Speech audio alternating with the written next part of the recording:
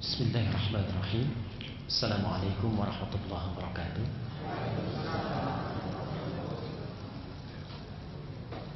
Alhamdulillahirabbil alamin.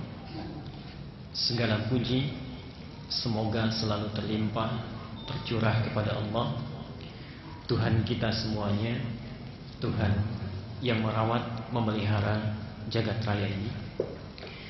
Wassalatu wassalamu ala Rasulillahil karim. Salawat dan salam semoga selalu tercurah terlimpah kepada Rasulullah Muhammad sallallahu alaihi wasallam wa ala alihi, kepada seluruh keluarga beliau, wa ashabihi, kepada seluruh sahabat-sahabat beliau, wa li jami'i ummatihi man tabi'ahu bi ihsanin ila yaumiddin, dan kepada seluruh umat beliau yang mengikuti sunnahnya dengan baik hingga hari kiamat tiba. Wa nahnu ala dzalika insyaallah minat tabi'in al-muhsinin, dan semoga siapapun yang ada di masjid ini tanpa kecuali termasuk di antara umat Nabi yang baik itu yang mengikuti sunnahnya hingga kiamat tiba. Fa ya ibadallah, Bapak Ibu sekalian, ashabal ihsan, sahabat-sahabat al-ihsan, usi nafsi wa iyyakum bitaqwallahi faqad fazal muttaqun fala tamutunna illa wa antum muslimun. Karena itu, mari kita sama-sama meningkatkan takwa kepada Allah Subhanahu wa taala dengan cara yang benar. Dan jangan sampai kita meninggal dunia kecuali kita dalam keadaan Islam.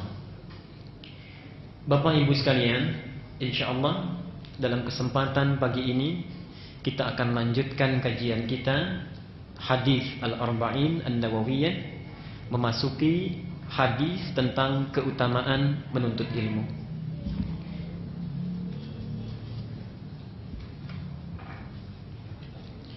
Saya baru tiba dari perjalanan. Saya menulis hadis ini tadi di mobil di jalan. Jadi mohon maaf tidak membuat resum seperti biasa, karena baru saja tadi di jalan perjalanan saya menulis hadisnya. Tapi saya ingin komentari dulu tadi pengumuman undangan dari Majlis Ummahat Didakta, itu hadis palsu ya. Wanita tiang negara itu bukan hadis. Hanya terdapat di dalam kitab Ad-Dailami, dan ternyata setelah dicari di 1235 kitab hadis tidak ditemukan hadis itu. Itu di antara hadis palsu yang sangat populer di masyarakat. Saya tulis di buku saya, terdapat di halaman ke-69. Diuraikan di situ ya. Silahkan nanti dibaca. Dan perempuan jangan mau dipanggil wanita. Para pakar bahasa menyampaikan keliru wanita itu, yang benar perempuan. Wanita itu dari bahasa Jawa wanito, wani ditoto. Jadi kalau jadi perempuan harus berani ditata. Ya, baik, kita langsung saja kepada hadis kita. Bismillahirrahmanirrahim. Tolong ikhlaskan diri kita dan niatkan kita mempelajari sunnah dengan harapan ingin bertemu dengan Nabi sallallahu alaihi wasallam nanti. Man ahabba sunnati faqad ahabbani. Siapa yang cinta dengan sunnahku, sungguh dia telah mencintaiku. Wa man ahabbani kana ma'i fil jannah. Dan siapapun yang mencintaiku, sungguh dia akan bersamaku di surga nanti. Haddatsana Mahmud ibn Ghailan, telah menyampaikan hadis ini seorang bernama Mahmud bin Ghailan. Haddatsana Abu Usama, dia menerima penyampaian itu dari Abu Usama. Anil A'mash, dari seorang sahabat bernama A'mash. An Abi Salih an Abi Hurairah, dari Abi Salih dari Abi Hurairah radhiyallahu anhu. Qala, Abu Hurairah menyampaikan, qala Rasulullah sallallahu alaihi wasallam, Rasulullah sallallahu alaihi wasallam bersabda, man sanaka tariqan yaltamisu fihi ilman sahhalallahu lahu. Riwayat yang ini sahhalallahu lahu, di riwayat lain disebutkan salakallahu lahu tariqan ilal jannah. Man sanaka tariqan, siapapun yang menempuh satu jalan, yaltamisu fihi ilman, berusaha dengan itu untuk mendapatkan pengetahuan, sahhalallahu lahu, Allah akan berikan kemudahan baginya, tariqan ilal jannah, jalan menuju surga. Hadis ini diriwayatkan oleh Imam At-Tirmidzi atau At-Tirmidzi dalam kitabnya Al-Jami' As-Sahih, dikenal dengan Sunan At-Tirmidzi. Kitabnya Al-Jami' As-Sahih yang menghimpun hadis-hadis yang sahih. Tapi perlu diketahui di kitab ini ada hadis yang tidak sahih. Ya? Ada lagi Sahih Ibnu Khuzaimah. Sahih kitabnya Ibnu Khuzaimah, tapi tidak semua yang hadis yang terdapat dalam Sahih Ibnu Khuzaimah semuanya sahih. Bahkan ada yang palsu. Puasa itu pertamanya adalah rahmat, pertengahannya adalah maghfirah, akhirnya adalah itqum minan nar. Pernah dengar hadis ini? Terdapat di dalam Sahih, nanti 2 bulan lagi akan disampaikan para penceramah musiman itu. Hadis ini terdapat dalam Sahih Ibnu Khuzaimah, tapi ternyata hadisnya tidak sahih. Oh baik, wajahnya nggak kelihatan. Tapi hadisnya tidak sahih. Ya, kita bisa teruskan baca. Yang ini kebetulan hadisnya sahih, terdapat dalam Sunan At-Tirmidzi juz ke-10 halaman 147, nomor hadis 2858. Beliau menyebutkan nanti mengomentari qala Abu Isa hadza haditsun hasan. Abu Isa berpendapat hadis ini hasan. Syekh Al-Albani menuliskan hadis ini dalam kitabnya khusus memuat yang sahih, menyampaikan derajat hadis ini sahih. Nanti ada lagi yang saya sebutkan panjangnya. Mari kita bahas maknanya satu persatu. Hadis ini asalnya panjang. Jadi kalau Bapak Ibu membaca di Sunan At-Tirmidzi seperti ini saja pendeknya.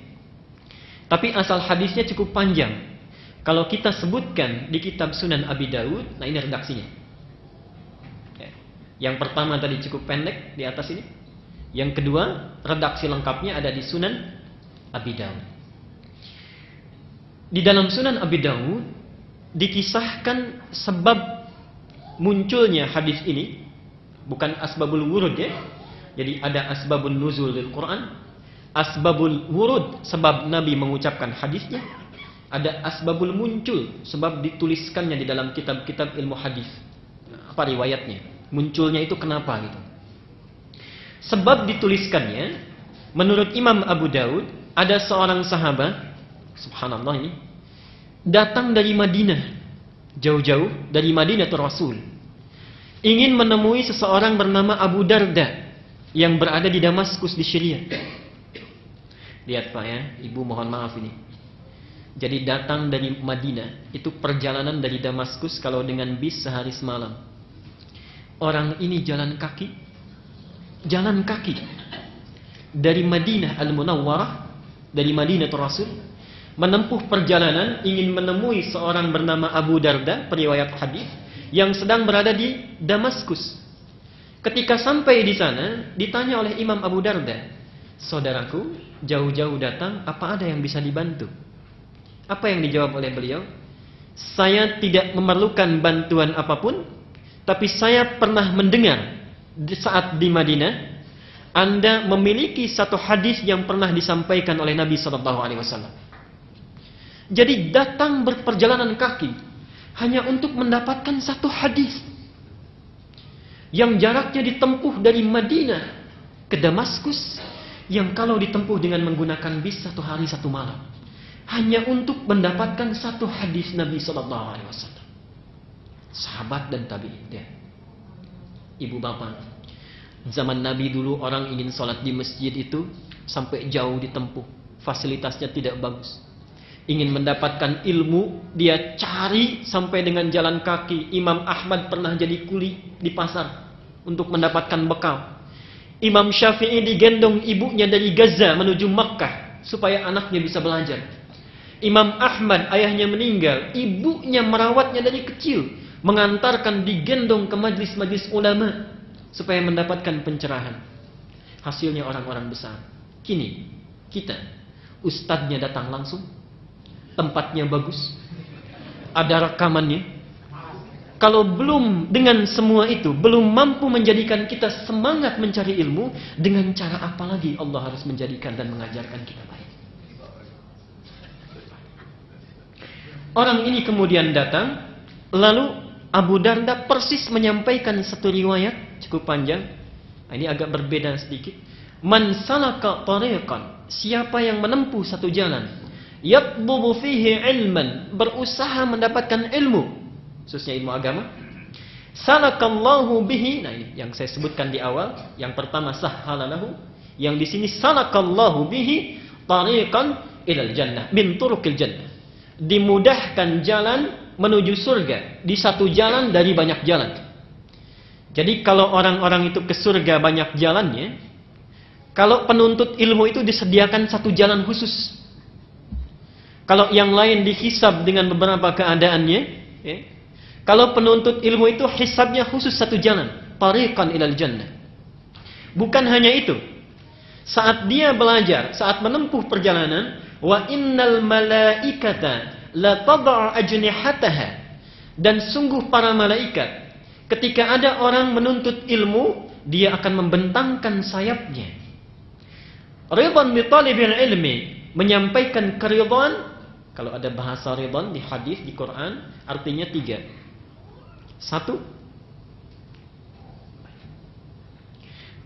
Satu, memohon kepada Allah untuk merahmatinya. Yang kedua, mengaminkan doa yang dimohonkan. Dan yang ketiga, memohonkan ampunan kepada Allah atas dosa yang pernah dilakukan. Bahasa, kalau dalam hadis biasanya ridwan, kalau dalam Quran biasanya sholawat. Innallaha wa malaikatahu yusalluna 'alal nabi. Mohon ini ada catatan sedikit pada para bapak, ya, bisa maju sedikit Pak ke depan supaya di belakang bisa ditarik. Ada kasihan yang masih di luar, ya.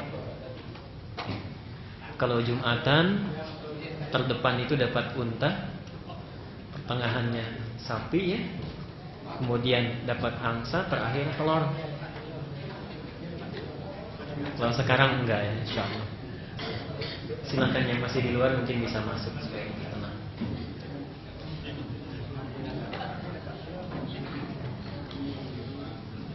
Barakallahu fiikum. Barakallahu fiikum. Jazakumullah khair.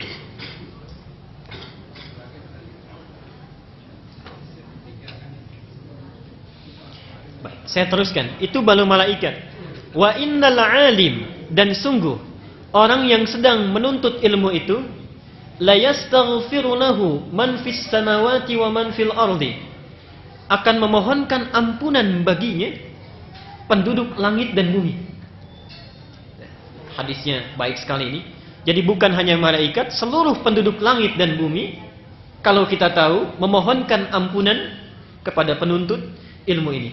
Wal hitan fi jawfil ma'i, dalam riwayat lain hatta hitan allati fil bihar, sampai-sampai kalaupun diketahui paus hiu yang ada di kedalaman laut, kalau kita mengetahui, mengampunkan, memohonkan ampunan bagi para penuntut ilmu. Wa inna fadlal alim 'alal 'abid. Bapak Ibu, penting saya sampaikan, hadis ini sering dipotong sampai sini, sehingga banyak diduga menjadi 2 hadis, padahal satu rangkaian hadis. Wa inna fadlal alim 'alal 'abid, dan keutamaan orang yang menuntut ilmu kemudian mengamalkan, perlu penting catatan, mengamalkan dengan ilmunya, keutamaannya dibandingkan orang yang ibadah saja tanpa ilmu, kafadlil qamari lailatul badri, seperti keutamaan terangnya cahaya rembulan di bulan purnama.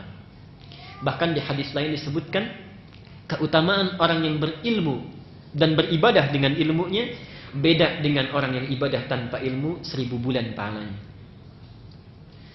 Ala sa'ilil kawakib wa innal ulama, dan sungguh para ulama itu warasatul anbiya, pewaris para nabi.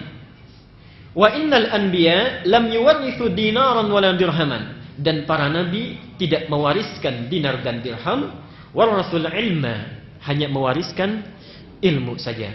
Faman akhadahu akhadha bihadhin wafir, dan siapapun yang mendapatkan ilmu itu, sungguh dia telah meraih keuntungan yang banyak. Hadis ini sering dipisah jadi 3. Ini kelengkapan hadisnya.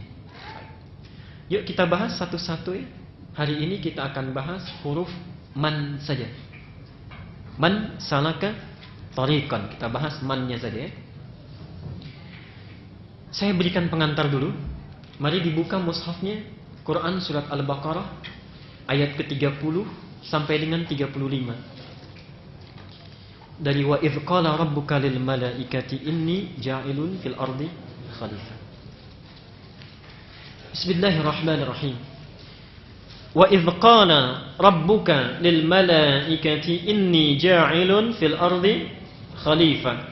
Qalu ataj'alu fiha man yufsidu fiha wa yasfiku ad-dima wa nahnu nusabbihu bihamdika wa nuqaddisu lak. Qala inni a'lamu ma la ta'lamun. Tatkala Allah berfirman, tatkala Tuhanmu ya Muhammad berfirman kepada para malaikat, aku ingin menjadikan di muka bumi itu seorang khalifah. Nanti lihat bedanya ya. Ayat ini persis mirip sekali redaksinya dengan di surat Al-Hijr ke-15, surat 15 ayat ke-28. Kalau di Al-Hijr ayat ke-28 redaksinya, wa idz qala rabbuka lil malaikati inni khaliqun basyara. Di sini inni ja'ilun fil ardi khalifah. Saya ingin terangkan sebentar. Ada perbedaan antara khalaqa dengan ja'ala. Kalau khalaqa itu menjadikan sesuatu yang wujudnya tadinya belum ada. Ini penghapus ya, belum ada. Kemudian saya buat sampai ada wujudnya. Dalam bahasa Arab dinamakan dengan khalaqa. Ana khalaqtul mimha. Saya membuat penghapus sampai ada. Kalau bendanya sudah ada, tapi fungsinya belum ada, materinya ada, zatnya ada, wujudnya ada, tapi fungsinya belum ada. Penghapus untuk apa Pak, Ibu? Belum tentu. Mungkin saya jadikan untuk melempar orang yang ngantuk. Saya fungsinya belum ada. Nah, fungsi ini diungkapkan dalam bahasa Quran dengan ja'ala. Jadi ayat Al-Hijr ingin menyampaikan Adamnya sudah dicipta.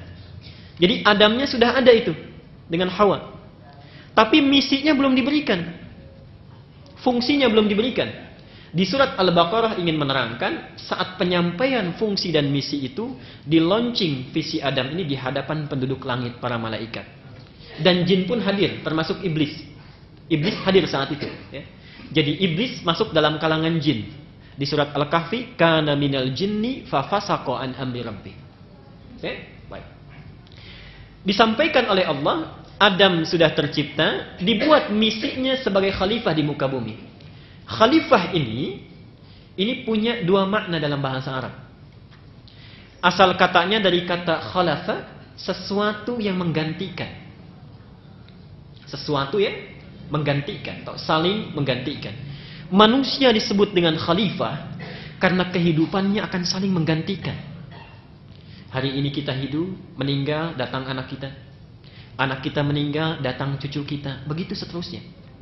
Karena ada siklus pergantian inilah, maka dinamakan manusia sebagai zatnya khalifah. Karena itulah Quran surat An-Nisa ayat 9 mengatakan, jangan sampai kita meninggalkan keturunan yang lemah. Harus khawatir itu. Pendidikannya, fisiknya. Wal yakhshal ladzina law taraku min khalfihim dzurriyyatan dhi'afan. Khafu 'alaihim. Harus khawatir dengan keadaan mereka. Persiapkan supaya bagus, supaya baik. Falyattaqullah. Dan bertakwalah kepada Allah. Mendidik anak bagian dari ketakwaan kepada Allah. Saya teruskan dulu. Yang kedua, alhamdulillah. Khalifah juga dimaknai sesuatu yang berorientasi masa depan. Ada istilah salaf dan khalaf. Salaf yang telah lalu. Ada salafiyah, saudara-saudara kita salafi. Jadi ingin menisbahkan pola ibadah aktivitasnya seperti dicontohkan generasi masa lalu. Lawannya khalaf. Khalaf itu generasi masa depan. Manusia dinamakan dengan khalifah Karena diberi tugas oleh Allah untuk menata bumi ini supaya maju, baik, makmur dalam rangka ibadah kepada Allah Subhanahu wa taala sesuai dengan peredarannya dan memiliki visi untuk kepentingan masa depan. Oke. Nah, terkait dengan dua fungsi ini, Allah bukan hanya memberikan misinya, tapi sekaligus diberikan bekalnya. Jadi ada bekal yang diberikan oleh Allah supaya misi khalifah ini berjalan baik saat kita berada di muka bumi. Yang menarik, bekal itu bukan harta, bukan kedudukan, bukan uang, bukan makanan, tapi bekal itu diungkapkan dalam ayat ke-31-nya, wa 'allama Adamal asma. Bekal itu adalah ilmu pengetahuan. Jadi seseorang bisa menjadi pengganti generasi yang baik kalau dia punya bekal ilmu. Seseorang bisa sukses dalam kehidupan di dunianya kalau dia punya bekal ilmu. Seseorang bisa baik dalam profesi keduniaannya kalau dia punya bekal ilmu. Seseorang akan baik ibadahnya kalau dia punya dasar ilmu. Karena itulah bekal pertama yang diberikan oleh Allah kepada Adam bukan yang lain melainkan ilmu. Wa 'allama Adamal asma. Bahkan seorang yang memiliki pengetahuan yang baik bukan hanya mendapatkan kemakmuran dunia, tapi diangkat derajatnya oleh Allah. Yarfa'illahu alladhina amanu minkum walladzina utul ilma darajat. Bukan sekedar diangkat, tapi dihormati bahkan oleh penduduk langit selevel malaikat. Ayat 34-nya, wa idz qulna lil malaikatis judu li Adam fasajadu. Kenapa diminta sujud? Bukan karena faktor yang lain, karena kemampuan Adam memiliki pengetahuan yang dipraktekkan pada ayat ke-33-nya. Baik. Apa hubungannya dengan hadis yang kita baca ini? Bapak Ibu sekalian, karena pentingnya pengetahuan ini dalam kehidupan kita dunia dan bekal di akhirat, maka Nabi sangat memotivasi seluruh umat Islam, siapapun yang tinggal di bumi, supaya berlomba-lomba menuntut ilmu dan jangan sampai ada orang muslim yang bodoh. Saya ulangi. Nabi menyampaikan dalam banyak hadisnya supaya umat Islam menuntut ilmu dengan baik dalam seluruh level usianya, mau kecil, mau besar, mau sudah dewasa, mau sudah tak terbatas usianya, tuntut ilmu itu bahkan dijadikan fardu oleh Nabi. Talabul ilmi fardhatun ala kulli muslimin. Tidak pakai wa muslimatin ya. Muslimatin itu syarah hadisnya. Talabul ilmi, mencari ilmu itu fardhatun, satu fardhah, penekanan yang sangat ditekankan ala kulli muslimin, bagi setiap muslim. Hadis ini di antara hadis yang menunjukkan keistimewaan, gambaran pahala yang diberikan bagi orang-orang yang baru mencari ilmu, belum mendapatkannya. Wahyu pertama turun apa bunyinya? Baca. Mari kita teruskan. Man salaka tariqan. Man itu sering diterjemahkan dengan siapa. Oke? Kalau kita baca Quran suka diartikan siapa, gitu kan? Padahal man itu dalam bahasa Arab punya dua kategori. Satu, kata tanya dinamakan dengan isim istifham. Yang kedua adalah kata ganti. Sekali lagi, kata ganti yang bersifat umum, yang berfungsi sebagai kata sambung, konjungsi. Saya tanya, man anta? Siapa kamu? Nah, itu kata tanya. Oke. Tapi ada yang berfungsi bukan untuk menanyakan, tapi mewakili kata ganti yang sifatnya umum. Umum yang dimaksud tidak membatasi batas usia, bisa anak kecil yang baru lahir sampai dewasa, tak terbatas. Jadi ketika hadis ini mengatakan man salaka tariqan, siapapun yang menempuh satu jalan, yaltamisu fihi ilman, untuk menuntut ilmu, siapapun, bisa anak kecil, bisa remaja, bisa orang dewasa, bahkan orang yang sudah sepuh sekalipun. Jadi kata man ini mengisyaratkan dari Nabi Shallallahu Alaihi Wasallam menuntut ilmu itu tidak dibatasi oleh usia. Jadi jangan pernah ada terlintas di benak bapak, aduh usia saya sudah 17 tahun ke atas. Atasnya panjang ya untuk membedakan yang atas itu. Saya sudah tidak mungkin lagi belajar, itu tidak benar. Saya sudah tidak mungkin lagi belajar Quran dengan baik, itu lebih tidak benar. Salah kaprah. Karena wahyu yang diturunkan kepada Nabi saat usia beliau 40 tahun. Wahyu itu baru lengkap dalam usia kurang lebih 62 tahun, 63 tahun. Kebanyakan sahabat yang belajar Quran rata-ratanya di atas 50 tahun. Umar bin Khattab hafal Quran sampai 20 tahun. Dan usianya saat itu sudah di atas 50 tahun. Jadi kalau sahabat Nabi yang usia 70 tahun, 60 tahun mampu belajar dan hafal Quran, seharusnya kita, saya dan anak-anak yang masih muda bisa beberapa kali lebih cepat dibandingkan itu. Caranya nanti bagaimana kita teruskan. Man, jadi kata man di sini tidak membatasi usia. Yang penting dicatat oleh kita, Bapak Ibu sekalian, para sahabat begitu jeli melihat kalimat man ini. Ketika mereka mendengar kata man, tidak hanya dirinya yang datang kepada Nabi, tapi anak-anaknya dibawa. Dan ini ditradisikan oleh para sahabat dan tabi'in setelah Nabi meninggal. Jadi dimanapun ada ulama, bukan ustadz ya. Ingat, ada ustadz, ada muballigh, ada da'i, ada hakim, ada qadhi, ada ulama, itu lain. Kalau muballigh itu orang yang hanya menyampaikan, jadi apa yang ada di benaknya disampaikan, itu muballigh namanya. Tapi bukan ulama. Kalau berbicara masalah hukum jangan diambil. Di TV-TV itu banyak muballigh tapi bukan ulama. Jadi kalau berbicara hukum jangan diambil, kalau berdakwah silakan dengarkan. Banyak sekali yang perlu diluruskan saya kira. Setiap ada nabi di zaman Nabi, itu selalu yang punya anak, punya putra usia 5 tahun, bahkan di bawah itu diajak bertemu dengan Nabi. Mendengarkan hadis-hadis Nabi. Kita kenal Ibnu Umar, anaknya Umar. Abdullah bin Umar sejak usia 5-7 tahun diajak oleh ayahnya untuk mendengarkan tatkala Nabi menyampaikan taklimnya.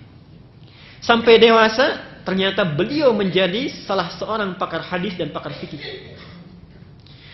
Ada Ibnu Abbas, anaknya Abbas. Dari mulai kecil, diajak, diperdengarkan, mendengarkan Nabi sampai dewasa, jadi seorang pakar tafsir. Ada Ali bin Abi Thalib, di antara anak-anak yang lebih dulu masuk Islam. Ada Umar bin Abi Salma, yang sengaja diutus oleh ayah ibunya untuk diasuh oleh Nabi. Bahkan sengaja Nabi diundang ke rumah untuk makan bersama. Kemudian ketika makan bersama, Umar bin Abi Salma ini tiba-tiba nyelonong tangannya ke depan mengambil makanan. Oke? Pernah dengar hadisnya? Hadisnya terdapat di dalam Sahih Al-Bukhari nomor hadis 5061, Sahih Muslim nomor hadis 5388, Ibnu Majah nomor hadis 3398, dibahas lagi di Muwatta Imam Malik nomor hadis 2722, ditafsirkan sanadnya oleh Syekh Al-Albani dalam kitabnya Silsilatul Ahadits Al-Dha'ifah wal Mawdu'ah wa Atharuha As-Sayyi fil Ummah nomor pembahasan 6390. Hadis ini berbunyi, kenapa saya sebutkan? Karena nanti ada yang keliru memahaminya. Di dalam Al-Bukhari hanya disebutkan begini saja. Saat anak itu makan, tiba-tiba tangannya nyelonong ke depan, ambil makanan yang jauh. Kemudian Nabi berkata kepadanya, "Ya gulam, duhai anak kecil, masih anak-anak." Singkat saja bahasa Nabi. Kul, sambillah, sebut nama Allah dulu. Kemudian kul biyaminika, makan dengan tangan kananmu, mimma yalika, apa yang ada di dekatmu. Jadi jangan ambil yang jauh-jauh ya. Sengaja diundang oleh Nabi. Ini pelajaran bagi kita. Kalau bapak ibu punya anak, ada makanan yang disukai, jangan disimpan di tempat yang jauh. Dekatkan dengan dia. Kecuali kalau ingin mengajarkan anak kita sesuatu, simpan yang jauh. Ketika nyerobot, duhai anakku, kan? Sebut nama Allah, makan yang dekat, dan makan dengan tangan kananmu. Pelajaran ya, paling penting. Ada yang keliru gini, Nabi hanya mengajarkan kepada anak itu sebut nama Allah. Ya. Yang paling mudah apa sebutannya? Bismillah. Nabi tidak mengatakan Iqra bismillah. Sebut, bacakan bismillah. Dan tipikal hadis itu dalam ilmu hadis, kalau Nabi mengajarkan kepada anak-anak selalu simpel. Selalu simpel. Tidak pernah panjang-panjang. Tapi ketika diajarkan kepada sahabat, doanya jadi panjang. Yang sudah dewasa karena mampu memahami dan mengerti. Samillah, sebut nama Allah. Jadi baca bismillah. Ada yang berkata begini, saya tanya dulu, kalau saya baca Allahumma barik lana fima razaqtana, sahih atau dhaif? Dhaif pada suara ya. Dari mana taunya? Dari guru. Yuk kita lihat kitab aslinya ya. Buka dulu Muwatta Imam Malik nomor hadis 2722. Nabi tidak mengatakan bacalah bismillah, hanya mengatakan samillah. Nama Allah ada berapa? Banyak. Di antaranya 99. Jadi sepanjang kita menyebut nama Allah, dibuat umum untuk memudahkan. Sepanjang kita menyebut nama Allah dengan bahasa apapun, dengan bismillah, dengan ya Allah, dengan Allahumma, itu sudah benar. Nabi mengajarkan hadis yang panjang di Muwatta Imam Malik kepada Ali bin Abi Thalib. Bagaimana redaksinya?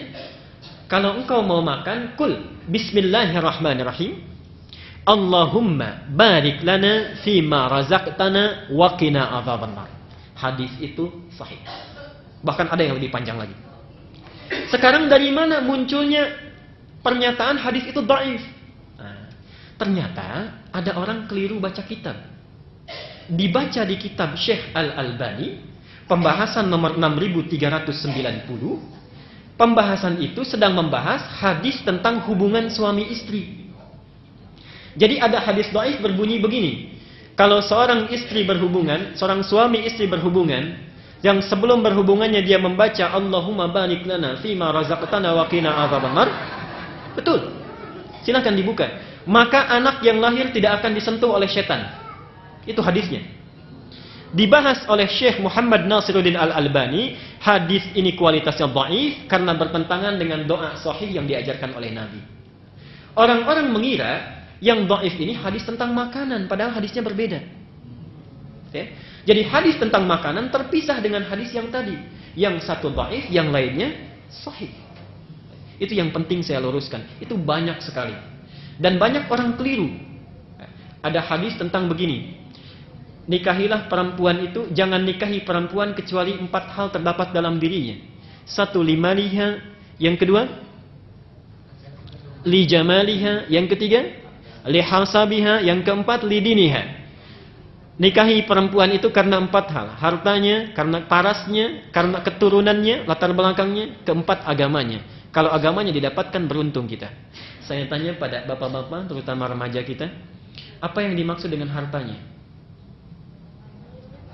Rata-rata kekayaannya. Satu kali main ke Baitur Rahimnya, belajar fikih salah kaprah. Tuh, ada beberapa yang salah kaprah. Maliha itu bukan kekayaannya, bukan. Dalam tafsir hadisnya disebutkan kemampuan dia mengelola harta saat setelah menikah yang bisa menyesuaikan diri dengan pendapatan suaminya. Oh. Jadi kalau kita punya anak laki-laki mau menikah, cari calon istri, kalau pendapatan baru sebatas 5 juta, jangan cari calon istri yang zakat mualnya sampai 10 juta. Tidak akan seimbang. Cari yang kemampuannya bisa menyesuaikan. Li jamaliha sering diartikan cantiknya. Itu juga keliru. Ingat, jelek itu mutlak, cantik itu relatif. Okay? Itu rumus itu, oke? Okay? Jelek itu mutlak, cantik itu relatif. Nah, relatifnya diikat oleh hadis yang lain. Orang cenderung menganggap di jamaliha itu karena cantiknya. Dicari yang cantik, padahal bukan itu. Ditafsir oleh hadis yang lain. Cantik itu yang dimaksudkan adalah jika engkau memandangnya, damai rasanya hatimu. Menyenangkan keadaanmu. Menyejukkan jiwamu. Banyak ya. Jadi apa maksudnya? Ada banyak orang mungkin yang parasnya nilainya 100, kan? Ratu-ratu kecantikan itu kan mungkin parasnya bagus ya. Tapi ketika ditatap saja kita sudah tidak nyaman. Ada yang begitu. Dilihat pakaiannya tak pantas, kan tuturannya cerewet dan sebagainya. Tapi ada yang wajahnya mungkin poinnya 5, biasa, tapi dilihat parasnya saja sudah tenang hati kita, kan damai jiwa kita. Apa nanti maknanya? Kebutuhannya saat sudah berumah tangga. Suami pulang dari kantor banyak masalah, baru dibukakan oleh istri, lihat wajahnya saja sudah tenang, hilang semua permasalahan itu. Masya Allah, sejuk, seolah-olah nggak ada masalah. Itu diantaranya. Kita teruskan ya, teman. Man salaka tariqan, jadi baik anak kecil ataupun orang dewasa dan seterusnya. Kalau bapak ibu punya anak, punya putra, punya putri, mulai dari sekarang yuk, kalau ada taklim kita ajak. Biarkan dia mendengar. Minimal dia tahu tentang masjid. Kalau pilih sekolah yang baik, yang bisa mengajarkan dia kebaikan. Kalaupun sudah dewasa bahkan sepuh, jangan pernah putus asa mencari ilmu. Saya bacakan satu hadis lagi. Di antara keagungan Allah memuliakan 3 golongan. 1. Ikramu dzi syaibatil muslim. Allah akan muliakan seorang yang sudah beranjak sepuh tapi masih bersemangat meningkatkan keislamannya. Mohon maaf Pak ya Ibu, kalau ada yang usianya misalnya sudah beranjak sepuh, kita tidak tahu kapan dia menghadap Allah, tapi masih semangat kita beristiqamah, menuntut ilmu, beribadah, itu akan dimuliakan oleh Allah. Tidak cukup dengan amin, harus diamalkan dulu. Amin sampai kiamat kurang 2 hari, nggak mau datang ke taklim tidak akan mulia. Tingkatkan dulu ibadahnya. Bahkan disejajarkan dengan yang kedua, 2 hal lagi. Yang kedua kata Nabi adalah hamilul Quran. Hamilul Quran. Ingat, saya tanya orang yang hafal Quran disebutnya apa Pak? Tuh, sudah salah kaprah. Tidak ada satu hadis pun yang menyebutkan penghafal Quran namanya hafid. Itu hanya sebutan ulama dan penafsir hadis. Imam Muslim punya kitab Sahih Muslim bab Fadail Hafidhul Quran. Jadi itu tafsir. Hadisnya semuanya hanya 2 lafaz. Kalau tidak Sahibul Quran, yang kedua Hamilul Quran. Dan Nabi tidak sembarangan mengatakan itu. Lihat pilihan katanya. Maaf ya kepada penghafal Quran ini. Hafidh itu sebetulnya gelar untuk penghafal hadis awalnya. Jadi kalau ada orang hafal hadis disebut al-hafidh. Tapi bukan hafal satu hadis. Batasnya ribuan hadis, 1000 sampai 2000 hadis dengan sanadnya. Dengan an aba, an b, an c, an d dan seterusnya. Itu disebut gelarnya al-hafidh. Okay? Nah, kalau hafal Quran, namanya langsung dari Nabi Sahibul Quran atau Hamilul Quran. Ini ada maknanya ini. Mohon sampaikan kepada anak putra putri ibu yang sedang menghafal Quran. Kenapa disebut penghafal Quran itu Sahibul Quran? Sahib itu dari kata sahabat. Sahabat itu orang yang selalu memikirkan keadaan yang disahabati, menghormati sahabatnya, memelihara persahabatan dengan baik, menempatkan dia di tempat yang baik. Jadi kalau orang mau hafal Al-Quran dengan cepat, jadikan Quran itu sebagai sahabat. Pilih mushaf yang baik.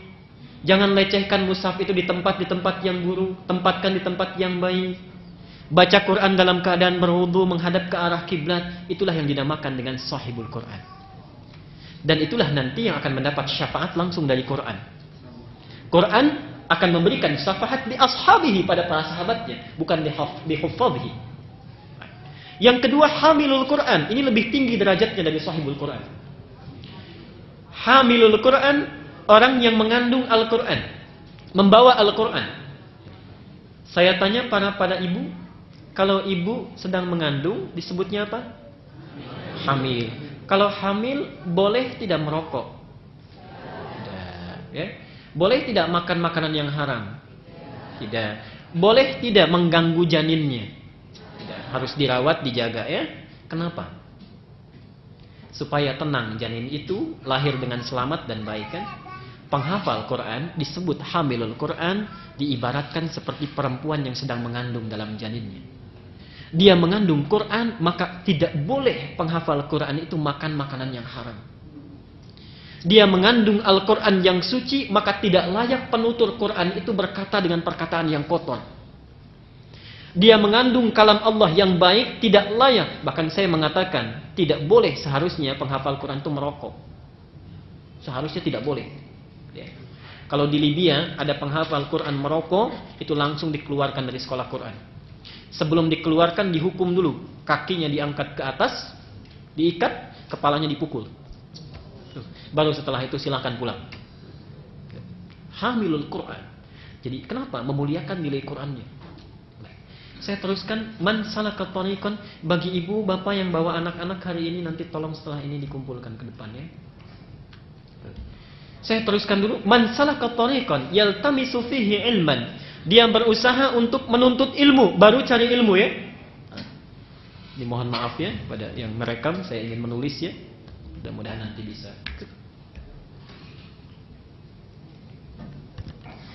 Tolong dibedakan.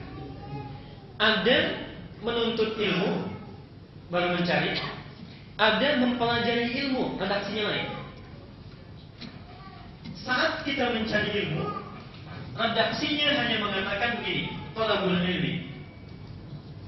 Pernah dengar kata thalabul ilmi? Baik. Carilah ilmu. Jadi kalau dicari bahasanya pakai ilmu. Jelas ya? Dimanapun ada hal-hal yang mengajarkan tentang keilmuan, kebaikan, ayo kita cari. Tingkatkan semangat kita. Ada ta'lim di as-salam kita kejar, ta'lim di al-azhar kita kejar, di al-ihsan kita kejar, thalabul ilmi namanya. Bahkan ada yang mengatakan kalaupun harus sampai ke Cina, cari. Itu hadis dhaif. Thalabul ilmi walau bisin, ya. Itu hadisnya dhaif, bahkan matruk. Matruk itu semi palsu. Dulu di Gontor pernah ada anak baru masuk, dia naik ke mimbar, thalabul ilmi walau bisin. Kata seniornya bukan sin, sod. Kata seniornya bisin, lah bisod. Kata seniornya saya lebih dulu daripada kamu di sini, jadi bukan bisin, bisod. Dia bahwa dia thalabul ilmi walau bisod. Maksud seniornya jangan bilang sin, pakai sod Cina itu asin. Dia bilang bisin ya. Thalabul ilmi walau bisod. Tapi kalau sudah didapatkan momennya, berubah perintahnya. Bukan thalabul ilmi lagi, menjadi tafaqquh fiddin. Tafaqquh fiddin. Tafaqquh fiddin. Kita singkat, yang ini fikih, yang ini ilmu. Tolak ya. At-Taubah surat ke-9 ayat 122. 122. Wa ma kana al-mu'minuna liyanfiru kaffah falawla nafara min kulli firqatin minhum ta'ifatun liyattafaqahu fid-din.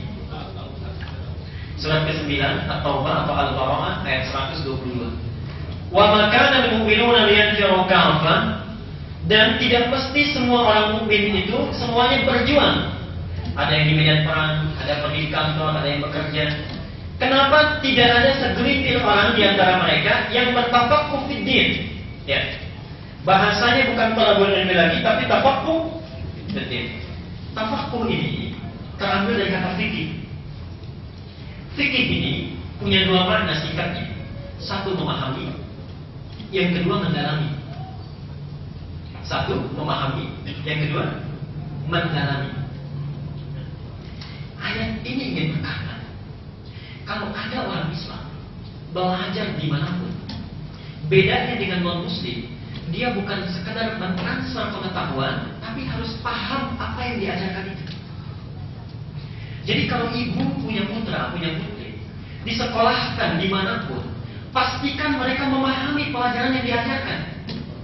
Jangan cuma sekadar datang, dia dengar, dia pulang. Sekarang kejadian begitu kan. Transfer pengetahuan, rankingnya bagus, tapi tidak paham apa yang diajarkan. Apalagi masalah agama diikat langsung dengan tafaqquh fiddin. Jadi kalau datang belajar dimanapun, jangan sampai cuma mendengar, kita tidak paham. Masalah yang muncul saat ini, banyak orang Islam yang belajar pengetahuan, dididik dari kecilnya, masalah-masalah ibadah, tapi tidak mengerti apa yang dilakukan. Ayo, saya tes satu-satu. Tes lagi ya. Kita sekarang sudah sholat setiap hari 5 waktu. Sederhananya, pahamkah kita apa yang dibaca dan dilakukan dalam sholat kita? Masalah. Orang sering haji, sering umrah, ya? Pahamkah apa yang dilalui dalam setiap ritual itu? Orang puasa tiap tahun, ketemu lagi.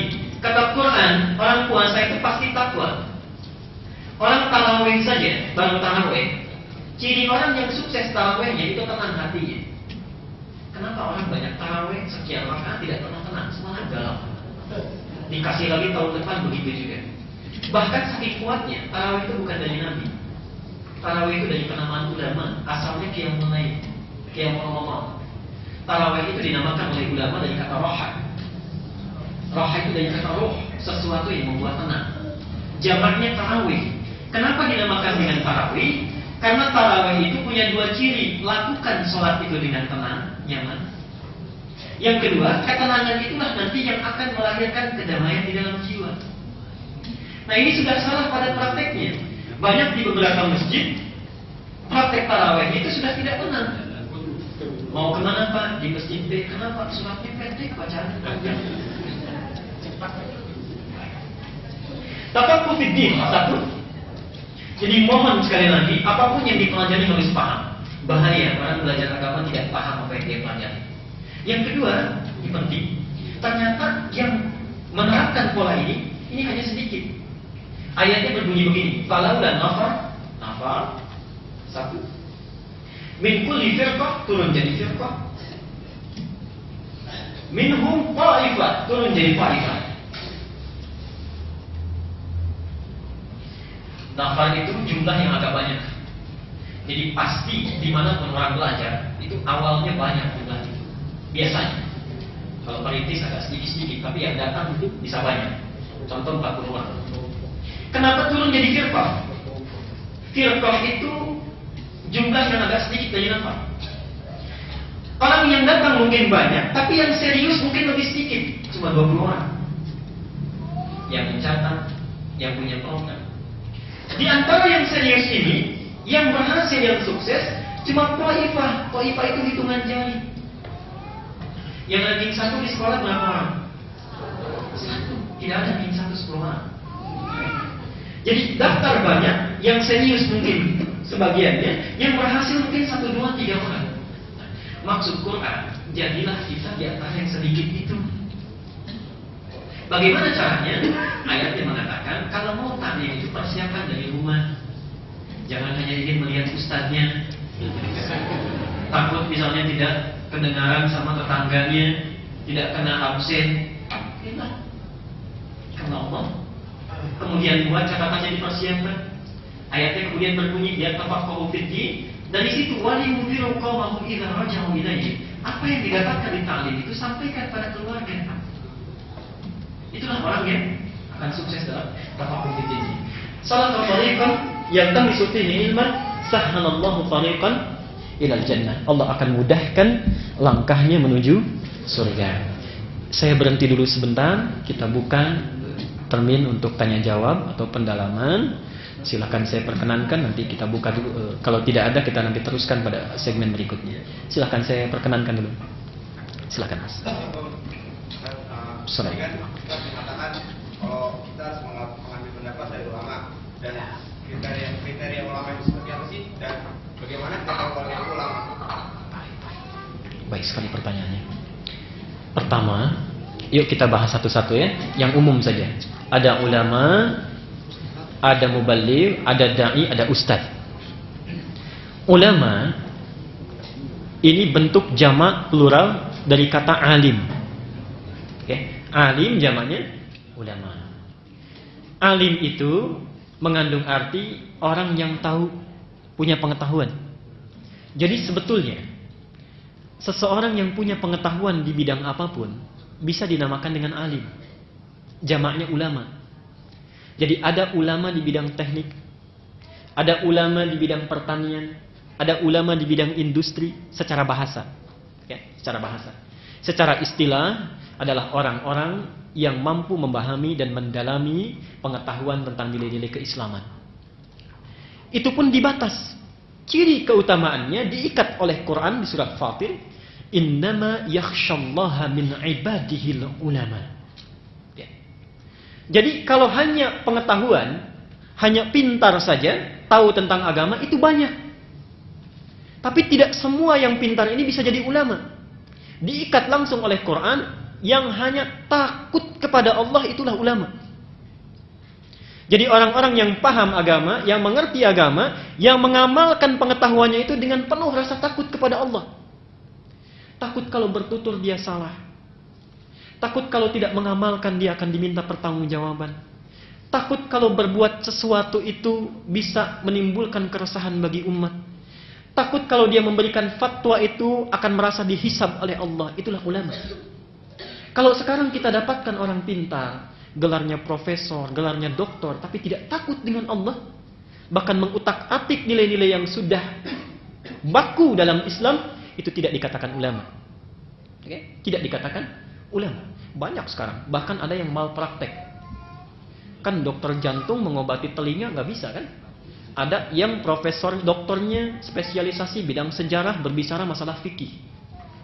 Ada yang bidangnya spesialisasi masalah bahasa, bicara masalah tafsir. Bahasanya bahasa Inggris lagi. Okay? Kursusnya di Eropa, di Barat. Pulang-pulang bicara masalah agama. Ini bukan ulama. Okay? Jadi ulama itu orang yang punya pengetahuan didasarkan rasa takut kepada Allah Subhanahu wa taala. Fatwanya pasti benar. Yang kedua kita turunkan ustaz. Ustaz itu kalau di Arab sekarang, ini banyak istilah yang salah kaprah setelah masuk ke kita ini. Ustaz itu setiap yang mengajarkan seseorang dinamakan ustaz. Punya tetangga mengajar di sekolah umum, orang Arab menyebutnya ustaz. Ya. Ada orang mengajar di masjid ustaz. Tapi biasanya mereka bedakan. Kalau mengajar agama jadi syekh, kalau mengajar di sekolah formal menjadi ustaz. Dalam pandangan kita di Indonesia, makna ini berubah. Jadi orang-orang yang mengajarkan nilai-nilai agama dimaknai sebagai ustaz. Jadi siapapun yang mengajarkan agama biasanya kesannya langsung ustaz. Saya teruskan dulu ya. Da'i dari kata da'a. Artinya orang-orang yang dengan pengetahuan yang dimiliki mengajak para khalayak untuk mendekat kepada Allah. Jadi siapapun yang mengajak para khalayak, orang-orang tertentu untuk mendekat kepada agama Allah disebut dengan da'i. Baik pengetahuannya mendalam ataupun tidak, namanya da'i. Misinya disebut dengan dakwah. Dakwah itu misinya, orangnya disebut dengan da'i dan tidak mengharuskan ia memiliki pengetahuan yang mendalam. Cukup sesuai dengan kepentingannya. Yang terakhir adalah muballigh. Muballigh itu orang yang menyampaikan sesuatu yang ada dalam benaknya. Hati-hati ya. Bapak ibu menyampaikan informasi kepada siapapun itu bisa dikatakan muballigh. Perempuannya muballighah. Ustadz Taqi menyampaikan pengumuman di awal. Ustadz Taqi muballigh. Orang yang menyampaikan pengumuman. Misinya disebut dengan tabligh. Orang yang muballigh, misinya dinamakan dengan tabligh. Yang ingin saya luruskan dua hal. Di kita, kadang 4 istilah ini tidak mampu dibedakan. Oke? Ada orang baru bisa baca Quran, bagus bicaranya, kasih tagline-nya ustaz. Oke? Seseorang yang menyampaikan tabligh, maka boleh kita dengar.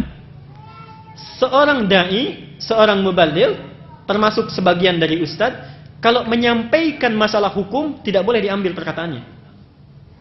Jadi kalau hanya menyampaikan tabligh, mengajar dan sebagainya, silahkan dengarkan. Tapi kalau sudah berbicara masalah hukum, tidak boleh diambil hukumnya. Karena ilmunya tidak ada.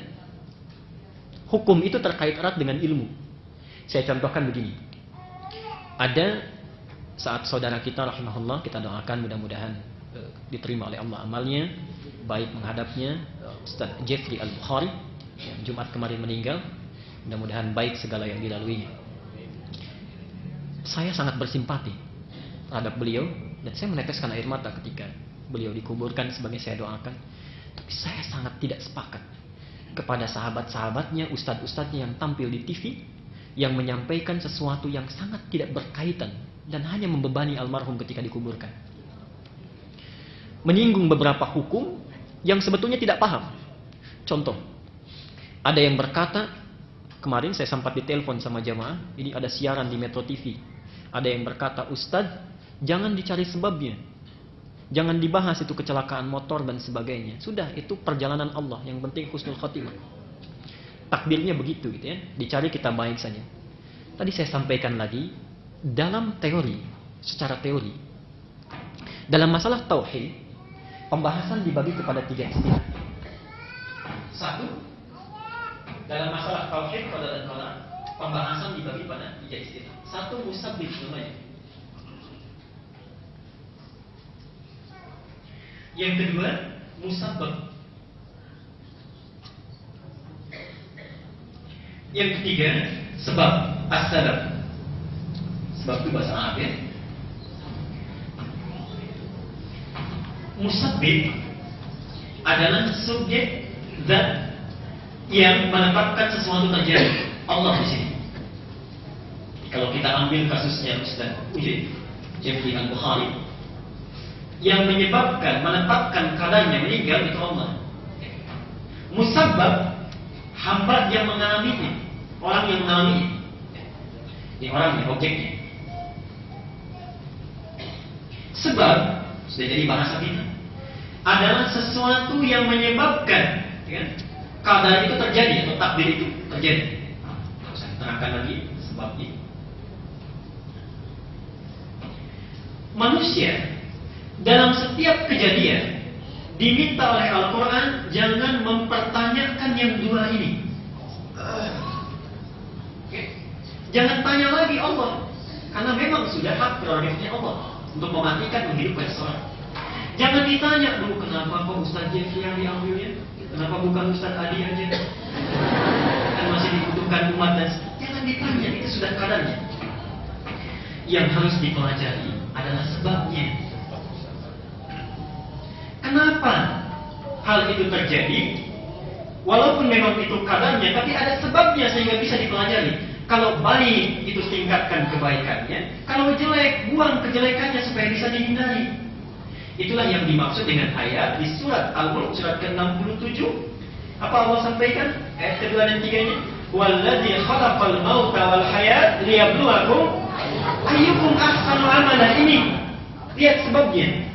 Nanti ditafsirkan oleh hadis Nabi, "Udhkuru mahasina mautakum." Kalau ada yang meninggal, ayo sebut kebaikannya supaya diteladani. Tapi tinggalkan yang jeleknya. Sekarang kita pelajari sebabnya. Kenapa beliau meninggal? Memang sudah takdirnya begitu ya. Sebetulnya bukan takdir, qadarnya. Beda antara takdir dengan qadar. Qadarnya meninggal, tapi apa sebabnya? Sebabnya mengendarai motor 650 cc. Dipacu dengan kecepatan yang cukup cepat, di tikungan masih cepat. Ya, belokan masih cepat. Jadi wajar kalaupun motor bagus tidak mampu mengendalikan, kemudian terjadi kecelakaan, mengakibatkan meninggal dunia. Sebab ini yang harus kita pelajari. Terangkan kepada anak cucu kita, besok kalau naik motor, satu pilih yang wajar-wajar saja. Yang kedua, jangan kebut-kebutan sembarangan. Kenapa? Jangankan manusia biasa, ustadz pun kalau jatuh meninggal.